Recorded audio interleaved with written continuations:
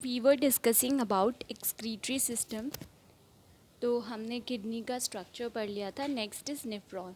जैसे कि हमारी ह्यूमन बॉडी में जो स्ट्रक्चरल और फंक्शनल यूनिट होती है वो एक सेल होती है, उसी तरह किडनी में जो बेसिक काम करती है, मेन वर्क करती है स्ट्रक्चर और फंक्शनल यूनिट की तरह, वो होती है नेफ्रॉन। नेफ्रॉन का मैंने आपको पूरा स्ट्रक्चर नहीं दिखाया है, this is in your NCERT book, वहाँ से आप देख सकते हैं। तो नेफ्रॉन को बेसिकली 2 पार्ट्स में डिवाइड किया जाता है, एक है ग्लोमेरुलस और एक है रीनल टिब्यूल। तो अब ये ग्लोमेरुलस क्या होता है? ये बहुत सारी कैपिलरीज जब आपस में कॉइल हो जाती हैं, बहुत सारी ब्रांच बना लेती है, उसको हम ग्लोमेरुलस बोलते हैं। यानी कि जैसे इसके अंदर देख रहे हैं ना आप, ये कॉइलिंग वाला जो स्ट्रक्चर है वो ग्लोमेरुलस है। ये कहाँ से शुरू होती है? ये एफरेंट एट्रियोल से शुरू होती है और ये ग्लोमेरुलस फिर कंटिन्यू होती है किसकी तरह? Efferent arteriole. ये एफरेंट है, ये इफरेंट आर्ट्रियोल है। अब ये एफरेंट और इफरेंट आर्ट्रियोल क्या है? एफरेंट आर्ट्रियोल वो आर्टरीज होती हैं जो नेफ्रॉन के अंदर ब्लड को लेके आती हैं फॉर प्योरीफाइंग, और इफरेंट आर्ट्रियोल्स वो होती हैं जो ब्लड को कंटिन्यू आगे लेके जाती है अवे फ्रॉम ग्लोमेरुलस। इसको आप ऐसे याद रख सकते हैं, एफरेंट वो जो नेफ्रॉन के अंदर ब्लड को लाएंगी, और जो एफरेंट वो जो नेफ्रॉन से ब्लड को बाहर ले जाएंगी। तो इस तरीके से आप इन दोनों आर्ट्रियोल्स को समझ सकते हैं। ग्लोमेरुलस वाला ये पार्ट हो गया। Next is renal tubule. Renal tubule वाला जो पार्ट है वो यहीं से शुरू हो जाता है, बॉमन्स कैप्सूल से। बॉमन्स कैप्सूल अभी आगे ब्रीफली मैं पढ़ाऊँगी। It is a cup like structure, इसी को हम बॉमन्स कैप्सूल बोलते हैं। यहीं से ये जो रीनल टिब्यूल वाला पार्ट है वो शुरू हो जाता है और पूरा किडनी तक, पूरा नेफ्रॉन का स्ट्रक्चर जो है वो सब रीनल टिब्यूल के अंदर आता है। Next is Bowman's capsule. Bowman's capsule क्या होता है? एक कप लाइक स्ट्रक्चर होता है जो मैंने अभी आपको दिखाया था, जिसमें ग्लोमेरुलस प्रेजेंट था। और ये क्या है? डबल वॉल है, यानी कि इसमें 2 वॉल से ये कवर्ड है। जो इनर वाली जो इसकी वॉल होती है उसमें फिल्ट्रेशन स्लिट्स, यानी कि एक ऐसे पोर्स लगे हुए हैं जो फिल्ट्रेशन का काम करते हैं। और जो दोनों वॉल के बीच में जो स्पेस होती है उसको हम या तो ल्यूमेन बोलते हैं या फिर कैप्सुलर स्पेस बोलते हैं। So Bowman's capsule is cup like structure that is double wall, और जो इसकी इनर वॉल होती है उस पर फिल्ट्रेशन स्लिट प्रेजेंट होते हैं, और दोनों वॉल के बीच की स्पेस को हम या तो ल्यूमेन बोलते हैं या फिर कैप्सुलर स्पेस बोलते हैं। बॉमन्स कैप्सूल के बाद आता है माल्फिजन बॉडी। माल्फिजन बॉडी इज जस्ट क्या, जब हम बॉमन्स कैप्सूल और ग्लोमेरुलस इन दोनों का साथ में स्ट्रक्चर देखते हैं उसी को हम बोल देते हैं माल्फिजन बॉडी। तो so glomerulus along with Bowman's capsule is known as Malpighian body. Next Malpighian body के बाद हम डिस्कस करेंगे प्रॉक्सिमल कॉन्वोल्यूटेड ट्यूब्यूल। इसको शॉर्ट में हम पीसीटी बोलते हैं। ये क्या होता है? जो बॉमन्स कैप्सूल है जब वो नीचे की तरफ जाता है, लोअर पार्ट जो होता है उसको हम बोलते हैं पीसीटी, यानी कि प्रॉक्सिमल कॉन्वोल्यूटेड ट्यूब्यूल। और इसका जो काम क्या होता है कि जो इसकी लाइनिंग है, वॉल जो है, वो इसके वॉल्स में माइक्रोविलाई प्रेजेंट होती है, लंबे लंबे। मैंने इंटेस्टाइन में आपको पढ़ाया था कि जो विलाई होते हैं उनका काम क्या होता है? ऑब्जॉर्प्शन एरिया को बढ़ाते हैं, यानी कि ज़्यादा से ज़्यादा मटेरियल एब्जॉर्ब कर सकें। तो जितना भी एब्जॉर्प्टिव मटेरियल होता है जैसे कैल्शियम वगैरह है, उसको एब्जॉर्ब करने का काम कौन करता है? Proximal convoluted tubule.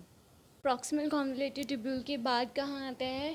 Urine form होने, लूप ऑफ हेनले।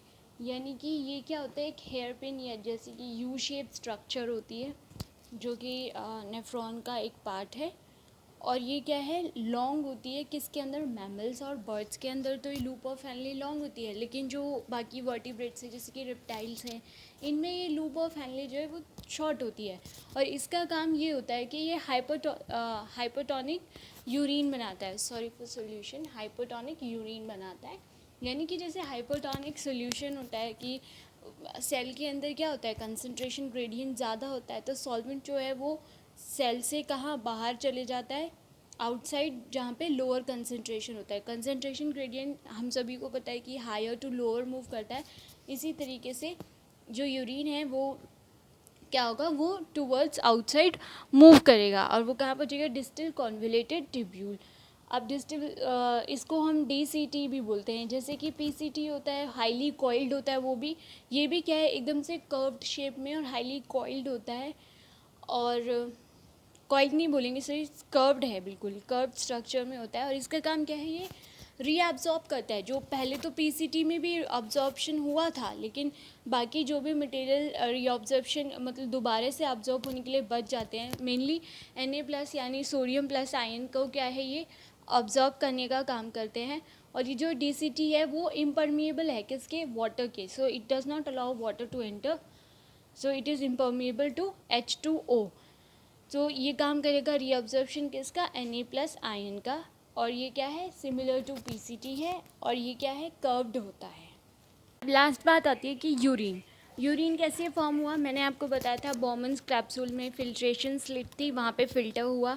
उसके बाद उसका पीसीटी और डीसीटी में यानी कि प्रॉक्सिमल कॉन्वोल्यूटेड ट्यूब्यूल और डिस्टल कॉन्वोल्यूटेड ट्यूब्यूल में रीअब्जॉर्प्शंस हुआ। जो भी मटेरियल ऑब्जॉर्ब होने थे जैसे Na+, कैल्शियम आयंस, ये सब क्या हो गए, रीअब्जॉर्ब हो गए। और उसके बाद हाइपरटोनिक सोल्यूशन का सिक्रीशन किया किसने, लूप ऑफ हैनले ने। तो जब फिल्ट्रेशन भी हो गया, रीअब्जॉर्प्शन भी हो गया, सिक्रीशन भी हो गया, फाइनली क्या हो गया, यूरिन फॉर्म हो गया। अब ये यूरिन क्या होता है, ये एकदम पेल येलो होता है, फीका येलो कलर हो जाता है, एकदम ट्रांसपेरेंट फ्लूइड होता है। Fluid due to which pigment, the pigment urochrome की वजह से ये क्या है, येलो दिखाई देता है।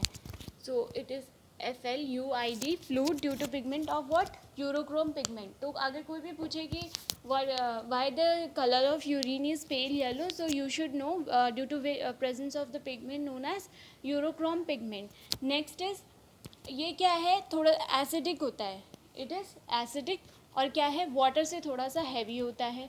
इसका जो स्मेल है वो भी क्या है, बिल्कुल फेंट सी स्मेल होती है, वो भी किसकी वजह से, यूरिन ऑड प्रेजेंट होने की वजह से। तो अगर कोई पूछे कि why the odour of urine is faint, तो you should know due to the presence of यूरिनोल।